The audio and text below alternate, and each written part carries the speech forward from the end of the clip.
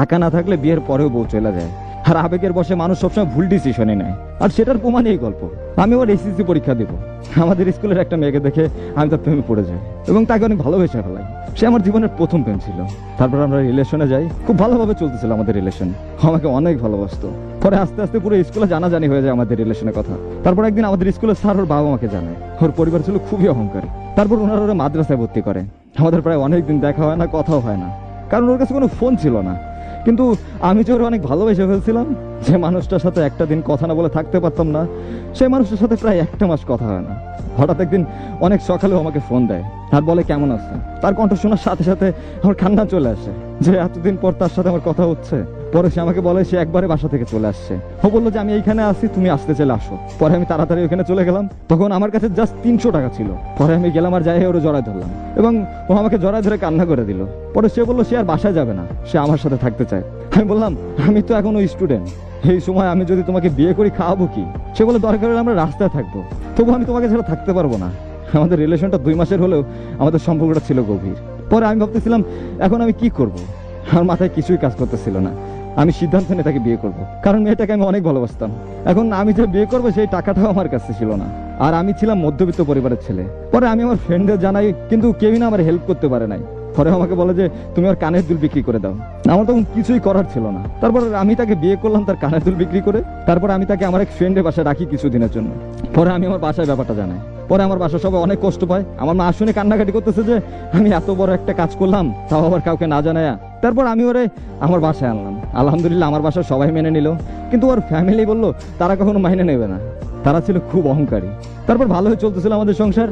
আসলে ভালোবাসার মানুষকে পাওয়ার যে সুখটা, এটা আসলে বলে বোঝানো সম্ভব না। তারপর একদিন ওর ফ্যামিলি আমাকে কল দেয়, দিয়ে বলে তার মেয়ের সাথে কথা বলবে। আমিও কথা বলতে দিলাম। তারপর ফ্যামিলি ওরা বলতেছিল যে তুই চলে আয়, আমরা তোকে ভালো জায়গায় বিয়ে দেবো, বড় লোক ছেলে, বড় বাড়ি আছে, গাড়ি আছে, সেখানে তুই সুখে থাকবি, আরো অনেক কিছু। আমি মধ্যবিত্ত পরিবারের ছেলে। আমি তখন ইনকাম করি না, কারণ আমি স্টুডেন্ট, তবু আমি জব খুঁজতেছিলাম একটা। তারপর আমার ভালোবাসার মানুষটা না কেমন জানি হয়ে গেল। একটা মেয়ের চাহিদা ভালোভাবে পূরণ করতে পারি নাই। আমার সাধ্যমতো চেষ্টা করছি ওর সুখের আকারে, কিন্তু সে হয়তো বা টাকার মাঝে সুখ খুঁজতেছিল। কিন্তু টাকা দিয়ে যে সুখ কেনা যায় না, এটা হয়তো বা সে জানতো না। তারপর একদিন হঠাৎ বলেই যে সে আমার সাথে থাকবে না, সে ডিভোর্স চায়। তার কথা শুনে চোখ দিয়ে পানি পড়তেছিল আমার। খাপা খাপা গলায় আমি তার বললাম তুমি কেন যাবো? সে বলে তোমার সাথে থাকতে আমার ভালো লাগতেছে না। আমার আর তখন কিছুই বলার ছিল না। আমি আরো অনেকবার বলছি আমি তোমাকে ছাড়া থাকতে পারবো না। ভাই আমি তো তাকে মন থেকে ভালোবাসছিলাম, কিন্তু সে বাসে নাই। পরে সে তার আব্বু আম্মুকে ডেকে চলে যায়। ভাই ভালোবাসাটা আমার সত্যি ছিল। সে তো টাকাকে নিজে সুখ মনে করছে। টাকার কাছে ভালোবাসা মূল্যহীন, টাকা দিয়ে সুখ কেনা যায়। ভাই এখন বুঝলাম যে আগে প্রতিষ্ঠিত হতে হবে, তারপরে বিয়ে। কিছু কথা শুনতে খারাপ লাগলেও সেটা আসলে বলা দরকার, কারণ এইসব কথা না বললে আর এইসব গল্প আপনাদের সামনে না আনলে হয়তো রোজ এই ভুলগুলো আরো অনেকেই করবে। মুরব্বীরা একটা কথা বলে, সেটা কি জানেন? দুধ খাওয়ার বয়সে ঝাল খাওয়ার চেষ্টা করতে নেই, মুখ ছুলে যায়। মানেটাকে বুঝছেন? এই বয়সটা তো প্রেম করাই ঠিক না, আর সেখানে নিজেদের ডিসিশনে বিয়ে। ভাই আপনার বয়স কত? এসএসসি পরীক্ষাটাও দিতে পারেন নাই, আর এই বয়সে এমন সিদ্ধান্ত কিভাবে ভাবলেন যে মেয়েটা আপনাকে ভালোবাসে? ভাই ওর এই বোঝার বয়সটুকুই তো হয় নাই। ও যা করছে সব আবেগ। আবেগ বললেও ভুল হবে, এই বয়সে আবেগটাও ঠিক মতো আসে না লক্ষ্মী ভাই আমার। ও যা করছে ও তো নিজেও জানে না, আরও এটা বুঝবেও না, কারণ এই বোঝার মতো বয়স ওর এখনো হয় নাই। এই বয়সে কখনো ভালোবাসা হয় না।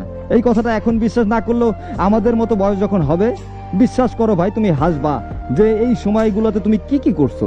নিজেকে দেখবা আর হাসবা, কতই না বলদ ছিলা। কোনো মেয়ের যদি ভালো মন্দ বিচার করার বুদ্ধি থাকতো এই বয়সে, সে আপনাকে ছেড়ে যাইতো না। ওকে ওর বাবা মা যা বুঝাইছে তাই বুঝছে, কারণ সঠিক আর ভুল বোঝার বয়স ওর হয় নাই। ওই ডিসিশনটা বুঝবে যখন ওর বয়স 18-19 হবে, তখন বুঝবে কোনটা ভুল কোনটা সঠিক, তখন হয়তো আফসোস করবে। আর আমার লক্ষ্মী ভাই বোনেরা, এই স্কুল জীবনে প্রেম টেম করার দরকার নাই। একটু বড় হও, তারপর দেখা যাবে। জীবনে প্রতিষ্ঠিত না হলে কেউ তোমাকে দাম দিব না, তুমি কারো ভালোবাসা পাবা না। ভালো